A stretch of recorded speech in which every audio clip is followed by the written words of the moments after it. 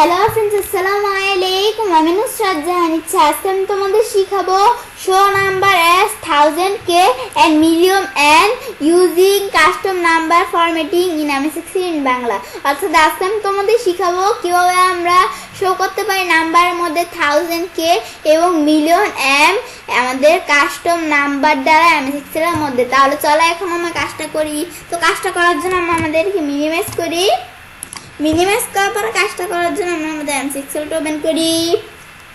MS Excel open করার পরে কাজটা করার জন্য আমরা কি করব, এখন আমাদের এই কাজটা কি, এখন আমরা আমাদের এখান থেকে আমি ধর এই যে আমাদের 2000 দেওয়া আছে, এর পরিবর্তে আমি এখান থেকে 2 আমাদের যে এখান থেকে আমাদের 2000 দেওয়া আছে এর পরিবর্তে আমরা 2কে নিয়ে আসবো। আমাদের 20000 দেওয়া আছে, তো এর পরিবর্তে আমি ধর কি নিয়ে আসবো, আমরা আমাদের এখান থেকে আমাদের যে এখন 20কে নিয়ে আসবো। পরে আমি ধর এই যে এদিকে আমরা আমাদের 1 লক্ষ দেওয়া আছে, তো এর পরিবর্তে আমি 1m নিয়ে আসবো। পরে এই যে আমরা আমাদের এখান থেকে 10 লক্ষ দেওয়া আছে, এর পরিবর্তে 10m নিয়ে আসবো। সেজন্য আমি কি করবো, আমি প্রথম লেখাটুকু সিলেক্ট করে আমি নাম্বারে যাই। নাম্বার আসার পর আমি কাস্টমে যাই, যাওয়ার পর আমি জার্নালের পরিবর্তে এখানে দিব কি, তো এখানে আমি প্রথমে একটা 0 দিয়ে আমি কমা দিব। কমা দিয়ে পরে আমি এখান থেকে কি দিব, এখানে আমি যখন এটা কমা দিলাম, দেওয়ার পরে আমি ডাবল কোটেশন দিব। এই দুইটা ডাবল কোটেশন দিতে হবে, দিয়ে মাঝখানে আমি কে লেখা এন্টার দিব। এখন কিন্তু 2কে চলে আসছে, পরে আমরা এই যে এই পরে চলে আসছি 20k, পরে চলে আসছে আমাদের 200k।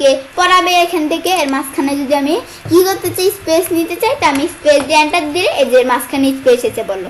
পরে আমি ডেসিমাল পয়েন্ট অ্যাড করতে চাইলে এই যে আমি যদি এভাবে ডট দিয়ে 00 দিয়ে এখন আমি যদি এন্টার দিই, এই ডেসিমাল পয়েন্ট অ্যাড হয়ে গেল। বাস সেম বিষয়টা আমি যদি এখানে করতে চাই, তো এগুলো সিলেক্ট করে আমি প্রথমে নাম্বার আমাদের কাস্টমে যাব।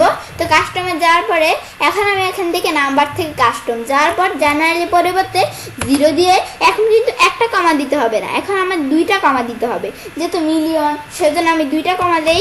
বাস 2টা কমা দিয়ে পরে আমরা এখানে স্পেস দিয়ে, স্পেসটা আমি বলছি পরে দিব। তো আমরা স্পেস দেওয়ার আগে এখানে আমি 2টা ডাবল কোটেশন দিয়ে আর মাঝখানে এম লিখে এন্টার দিব।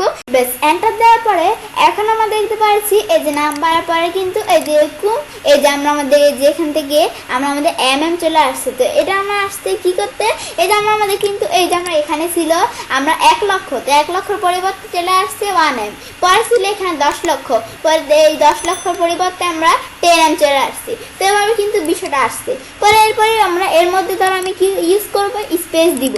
স্পেস দেওয়ার জন্য এই যে আমি যদি এখানে স্পেস লিখি, এই যে স্পেস দিয়ে এখন এন্টার দেই, এই যে আমাদের সুন্দরভাবে স্পেসটা দিতে হবে, দিয়ে এন্টার দিই, এই যে স্পেস চলে আসলো। পরে আমি তো ডেসিমাল পয়েন্ট অ্যাড করবো, সেজন্য এই যে আমি যদি এখানে যাই, যাওয়ার পরে এই যে ডট দিয়ে আমি 2টা ডেসিমাল পয়েন্ট দিয়ে মানে 2টা 0 দিয়ে এন্টার দিই, এই যে আমার ডেসিমাল পয়েন্ট অ্যাড হয়ে গেলো। বেশ বিষয়টা দেখা পড়তে হবে, আমি ছেলে কাজটা করতে পারি। এবার খুব সহজেই শো করতে পারি আমাদের নাম্বারের মধ্যে 1000k এবং million M custom number formatting use করার মাধ্যমে MS Excel এর মধ্যে।